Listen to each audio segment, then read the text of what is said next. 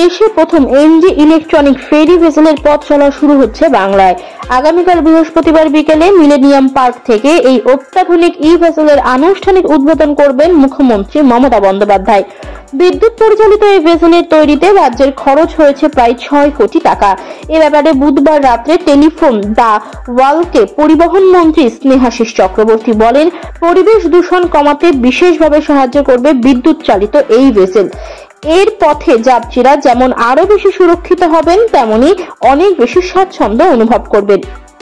পরিবহন দফতর সূত্রের খবর, এই লঞ্চ তৈরি করতে গার্ডেন রিচ শিপ বিল্ডার্স এই ই ভেসেলটি এসি এবং নন এসি দুটি বিভাগ রয়েছে। এসিতে 30 জন যাত্রী এবং নন এসিতে 62 জন যাত্রী নেওয়া হবে। মিলেনিয়াম পার্ক থেকে বেলুর মঠ হয়ে দক্ষিণেশ্বর পর্যন্ত যাবে এই ইলেকট্রনিক ফেরি ভেসেলটি। পরিবহন দফতরের এক বার্তা বলেন, 150 জন যাত্রী বহন দক্ষতা সম্পন্ন একটি লঞ্চ চালাতে ঘন্টায় 10 লিটার ডিজেল খরচ করেন।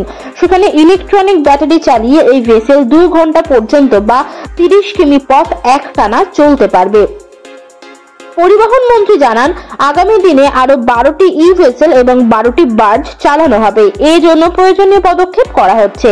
এই মুহূর্তে রাজ্যে 37টি ডিজেল চালিত লঞ্চ আছে। পরিবেশের কথা ভেবে আগামী দিনে ডিজেল চালিত লঞ্চ কমিয়ে বিদ্যুৎ চালিত ভেসেল বৃদ্ধির পরিকল্পনা রয়েছে রাজ্যে। এর ফলে একদিকে যেমন জ্বালানির খরচ বাঁচবে, তেমনি দূষণ কমবে বলেই দাবি পরিবহন মন্ত্রকের। হাওড়া ছাড়াও হুগলি, দক্ষিণ 24 পরগনা সহ অন্যান্য জেলার বিভিন্ন ঘাটে লঞ্চ পরিষেবা রয়েছে। পরিবহন মন্ত্রক সূত্রের খবর, আগামী দিনে বাকি জেলাতেও ই ভেসেল চালানোর পরিকল্পনা করা হয়েছে।